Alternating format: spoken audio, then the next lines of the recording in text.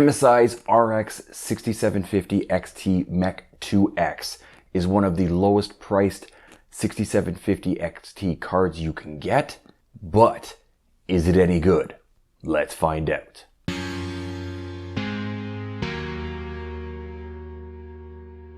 What's up everyone, Erik here and welcome to Hardware for Gamers. For those of you who are new to the channel, I test and review PC cases, CPU coolers, PC case fans, and graphics cards. Before I get onto the overview, to have full disclosure, I did buy this card myself, meaning all opinions expressed in this video are mine. Plus, if you end up liking the video, please hit that thumbs up button because it really does help. Or at least so I've been told. I would also like to thank my patrons for supporting the channel. Thank you very much. Since the RX 6750 XT was released well over a year ago at this point, I'm going to just do a very quick overview of what this card specs are. So it has a rated boost clock of 2618. It has a rated game clock of 2512. This card is recommended to have a 650 watt power supply. There are two 8-pin connectors. The size of this card is 249 millimeters by 132 millimeters by 52 millimeters. So I believe that's a 2.5 slot card. So it is getting fairly thick. Well, that's the overview. Now I'll put up the game charts for all 10 games for both 1080 and 1440p. Then I'll come back and talk about it.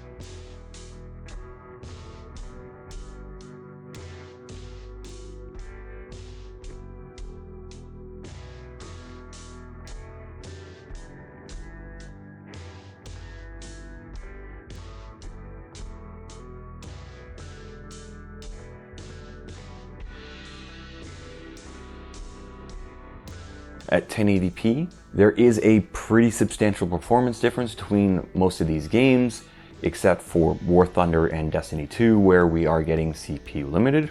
That performance only increases at 1440 because the 6650 is no longer being CPU limited. Looking at the 1080p cost per frame chart, in my testing, the 6600 at 200 USD still has the best cost per frame for a new purchase at 1080p, although not by much. At 1440p, the 6650 does manage to edge out the 6600 for the best cost per frame of a new purchase. Again, this is in my testing, or the games that I tested. Now, I would think a lot of people would be fine spending that extra 100 USD over the 6650 XT to have that more consistent 1440p high refresh rate gaming. Now, to do something like that, you will also need a good enough CPU and fast enough memory, because it's not all based off just the video card for high refresh rate gaming. And that's it for the game testing, but before I move on to the temperature charts, if you are appreciating all the testing that I've done here, then please consider supporting the channel by using the Amazon Associates links in the description. All you need to do is click on the link that suits your location, and when you add an item or items to your cart and order them, the channel will get a small kickback at no extra cost to you. So taking a look at the fans first, the auto fan profile on this card topped out at around 2230 RPM, with the average RPM in my testing being 2150. For the 40 dBA sound normalized temperature testing, the RPM of the fans was set to 2200. And for the max speed temperature test, the fans maxed out at an RPM of 2660-ish. Moving on to power consumption, the 6750 is using a good amount more power to push out those additional frames, as you can see in this chart. Now for the average steady state temperature of the auto fan profile, the edge temperature was at 64.8 C, with the memory temperature being 64.9 C, with the average GPU hotspot temperature being 86.1 C. And the average fan speed of the auto fan profile had a dBA of 39.8. So in my opinion, having a 21 Celsius delta between the edge and hotspot temperature is not good. Now the die has a max thermal limit of 110 C, so this isn't exactly an issue, but it's not good either. So with the fans set to 40 dBA, nothing really changed. Everything is within the margin of error relative to the auto fan profile, which makes sense since there was really only a couple of RPM difference between these two tests. Setting the fans to max fan speed had the average steady state edge temperature go down to 60.6 C, with the memory temperature going down to 60 C, and the hotspot temperature going to 82 C. Having the fans maxed out had the dBA at 46.8, which isn't too loud, but that hotspot temperature is still pretty high. So what do I think of the RX 6750 XT? All in all, I think it's a pretty good graphics card for out-of-the-box 1440p gaming.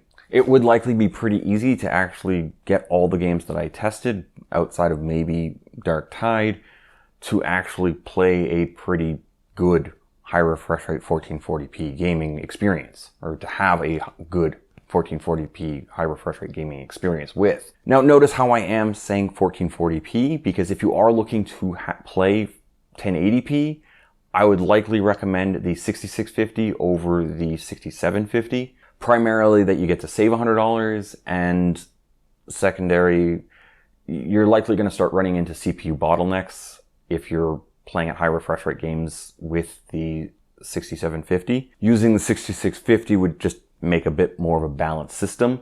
Now, what do I actually think of the Mech 2X? Name aside, because like, why are these names so bad? All in all, it's quite quiet. The memory and edge temperatures are pretty good for the noise level.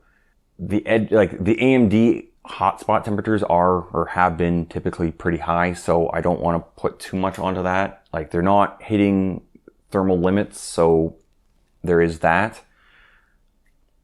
So outside of that, if you like the look of it, it's fairly quiet.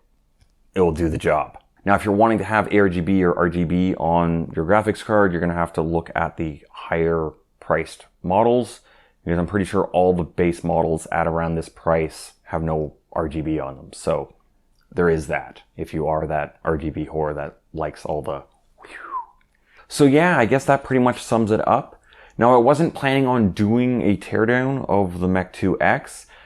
Now, I am somewhat willing to, if there's enough of you wanting to. Say there's 10 to 15 people asking for a teardown within the next week or two, I will then likely do the teardown. I just have, like, it's just kind of, I got a lot of other videos and stuff to do.